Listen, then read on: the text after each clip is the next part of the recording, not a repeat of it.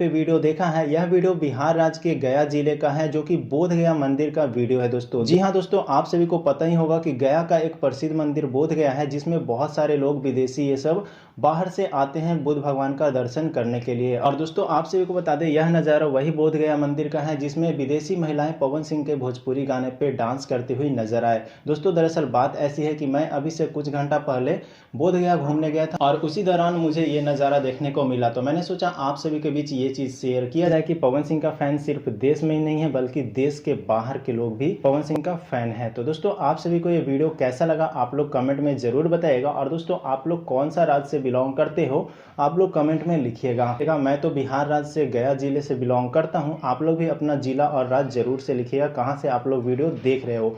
और आपको वीडियो अच्छा लगा तो वीडियो को लाइक करके शेयर कीजिएगा।